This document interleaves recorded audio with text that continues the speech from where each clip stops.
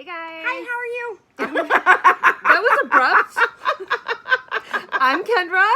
I'm Heather. And welcome to Matchmakers and Makeup. Yay. So today we're going to keep with the Christmas theme with our 12 days of Christmas here.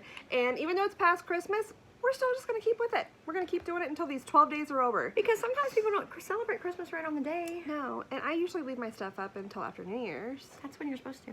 Oh, okay. Yeah. There's I used to make my mom take everything down before New Year's because it was my birthday. New Year's Day is my birthday, and I didn't want it to be like Christmas, taking up my birthday. My son's birthday's on the 22nd. He hated having to celebrate things around it. Yeah, I get it. He gets it. I don't get it, but he does. Yeah.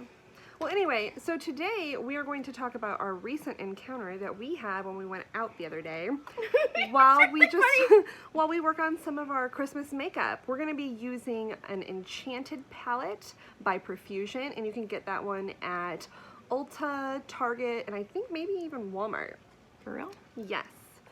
So we're just going to do our thing. Heather's mostly going to be doing makeup, and I'm going to just do a little makeup while I tell this story. Because you know I can't do two things at once. Okay, so who is this makes this? Hold on, Too Faced. Too Faced makes this peach perfect. It smells just like fresh, ripe peaches. It's amazing. It's amazing. It is amazing, right? Yeah. Okay. Talk. Yes. So anyway, we had not been out for months. It had been months. And we decided we were going to go out the other night.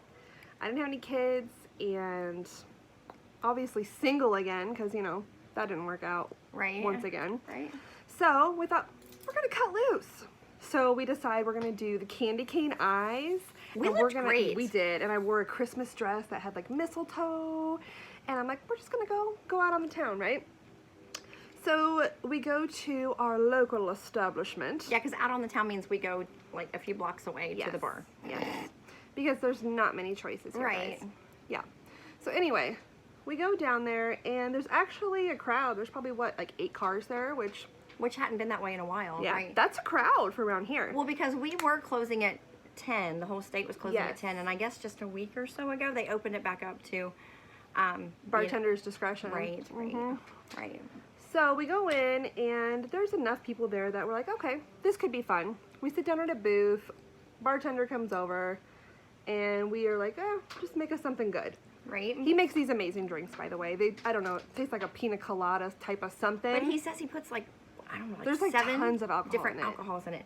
They're really delicious, but then, and you don't realize just how tipsy you are until you're like 7 in or whatever. And then it's game over because they creep up on you. They do. There's so much alcohol in there, and they taste so good. Like you can't even taste alcohol. Yeah, they're mighty delicious. No. Anyway, so he brings us one of those, and within minutes, these 2 gentlemen are coming, sitting down right next to us.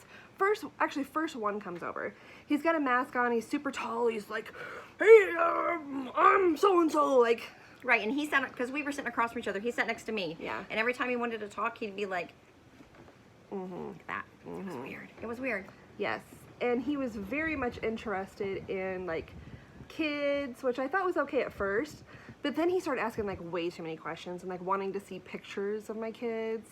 Right. And I started to get a little just kind of creeped out by him. He was, like, a nice creepy, right? Yeah, but the more he talked, it kind of got past the nice creepy. It kind of got just to the, like, this feels weird creepy. But then his friend came over. Yes. Or his cousin or his whatever. Whoever he was with. Whoever he was, yeah.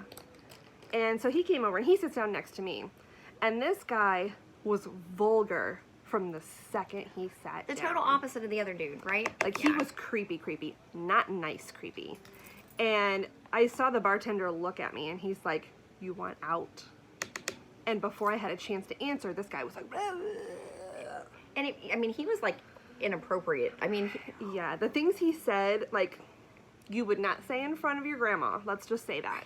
And then he like came right out and he said, how old are you? And I'm like, you don't ask a lady how old she is. And he said, well, I'm pretty sure you're close to my age. And he said, I'm 48. Like, I'm not 48. Excuse me? But then he said, well, what did he say? He told you it was your forehead wrinkles. Well, no, but what did he say before that? He said, it's not that you're, he said, something about, I would do you anyway. Yeah, I would do you, but, you know, it's your forehead wrinkles that give you away. Oh, my gosh. Like, first of all, you don't ask a lady her age. Second of all, you don't make a comment like that either. And okay, so Kendra and I had just been telling her earlier that day that my forehead wrinkles were getting deep and I was needing Botox. And then he said that, so I'm like, so she's freaking out now. And she's got a drink in her, so she's like, oh my gosh, my forehead wrinkles. Right. I look 48. This guy said I'm 48. What am I gonna do? And I'm just like, and I was really mad at him anyway. And Kendra kind of went off on him. She's like, that is just so not okay. Yeah, no. And then he kept touching me, like he kept putting his hand on like the back of my neck and my back, and I'm like, so I looked at Heather. I was like, let's step outside for some fresh air. So we go outside. Right. Within what, 5 seconds, he was out there too. And not both of them. It was just the tall, creepy one, wasn't it? Yeah. Okay, so the tall, creepy one came outside. But then so did the bartender. Yes. He saw what was happening, and so he was out right after them. Thank God. Right. He totally had our backs, which was awesome. Yeah. I mean, and he knows us. He Yeah. knows Kendra really well. He knows me also, but he knows, So it was nice. So, that was helpful. And then while we were out there, we're like, yes, like, get them away from us. Right, yeah. So we go back inside, and the bartender, he had cleared 2 spots, like, up at the bar. And he's like, right here, you guys, right here. So we grabbed our stuff and went over there. Yeah. Woo! So we're sitting there for a little bit. I don't know, 10 minutes or so. And then, who comes moseying on over? Mr. Tall, creepy guy. Yeah, the nice creepy, not the other one. No, tall, creepy. Yeah. Oh, yeah, remember when he took his mask off outside? He has like, he didn't have hardly any teeth. You never would have noticed. You never would have guessed it. He had his mask on inside. So masks totally take that part of your face away, obviously. So I never would have guessed that he had no teeth. I mean, he wasn't like good looking with the mask on, but he was better looking with the mask on. We're so mean, but still, he had no teeth. So yeah. Anyway, okay. Yeah. Finish your story. Okay, so then we're sitting at the bar, and Mr. Tall and Creepy comes over, and he starts trying to talk to us. Now, the guy sitting next to us, who we don't know, was like, man, you just need to go to the other side of the bar. And he looks at him and he's like, no, I don't think I do. I want to talk to these lovely ladies. And the guy's like, no, they just leave them alone. You don't need to be talking to them. They don't want to talk to you. They don't want to talk. He's like, well, they need to tell me themselves.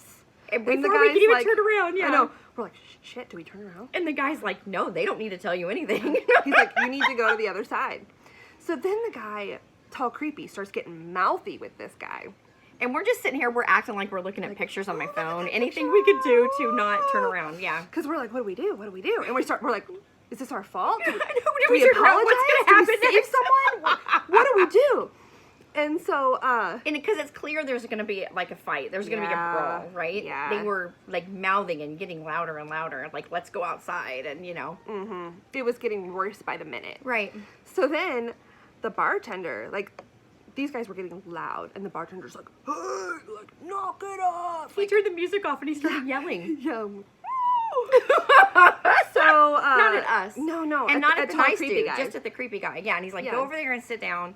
Go Finish enjoy your drink. Otherwise, have you can some leave. Fun. Yeah. Get out, basically. Yeah. And so eventually the guy did. He went over by his friend. Now, I don't know what happened in the course of the next 10 minutes, but every man in that bar was outside. Well, first he went outside with just one other guy. And they went out and talked for a while. Oh, him and the motorcycle hair dude? Yeah. And then they came back in, and apparently there had been stuff going on all evening. Like, prior to us getting there, they had been harassing other gals, and he'd been, like, being mouthy. And we kind of were like... The last straw. Yeah, they were just like, you know, that's enough. And Kendra's like, when the bartender was telling her that, she's like, oh, way to make me feel special. She just wanted it to be her that caused the fight. Well, I mean, if there's going to be a fight. And there was, because like she said, so the guy came back in, and then eventually they're all outside, right? Every man in that bar was outside. I mean, it was like a testosterone overload. So it's me and Heather and, 3 chicks left in the bar? 2 chicks left in the bar. I'm like, I should just hop behind the bar and start making drinks for because everybody. The bartenders were out there. Even the cooks were out there. Yeah, everybody was out there. Right. And so all you see, the first thing I see is one of the bartenders, like, bear hugging motorcycle hair dude. Right. And bringing him back in the bar. And his sexy hair is just flying as he's bringing him in the door. But then next thing you know, all the other dudes are out there, and then he follows them back out, and apparently he ends up being like the only one who didn't get a hit in. Yeah. Every other guy that was at the bar got a hit in.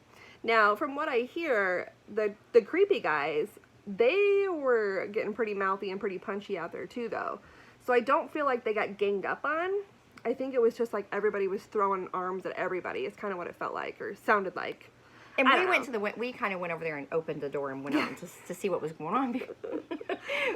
And we had been saying earlier that night, you know, we just didn't belong there. We needed to be somewhere else, you know, or, you know, it wasn't our scene. We're just a little too classy for this establishment. Right, and then the next thing you know, there's a fight, and we felt like it was our fault. Oh. We caused the bar fight. We felt a little bad, but then it was also a little excitement. Yeah, and so one of the guys is coming in, and he's like, oh my goodness, I think I have his tooth in my hand.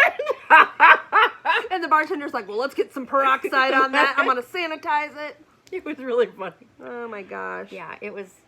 So instead of, you know, leaving and going somewhere else like we were talking about doing, we stayed, right? And we stayed till the bar closed. Yeah, I mean, we did. We closed her down. They locked the door with us in there. We were all talking and stuff. So yeah. It was fun. It ended up actually being a really fun night. We had a good time. We did. Yeah. It was fun. But it was very offensive and fun at the same time, yeah. Yeah. So when we're standing outside and all the guys are out there fighting, the one cook's out there and he's just hugging his pizza. And he's like, this is the last Hawaiian one. Like, you know, I can't let anything happen to this. He's just real chill, just hugging his pizza. Everyone else is over there fighting, like, and he's just holding his pizza. It's really funny. I'm like, well, man, you know, it's the last one. Whatever. Protected at all costs. Exactly. Yeah. Oh, it was fun, though. It was fun. I have never, there was one other time a long time ago where there was like a bar fight, like years and years and years ago. But other than that, I've never really experienced something like that. It was kind of, I've not been around fighters. It was fun. Yeah. It's exhilarating. Exhilarating. I like that. Are you done with your eyes? Let me see them. No, but I'm done for now. They look really good. I like them. Thank you. I only got one eye done. So it's storytelling. I like it. It's beautiful. Thanks. Well, anyway, we hope you enjoyed our story. Yes, and we'll be finished for our picture. We always are. So anyway, yes.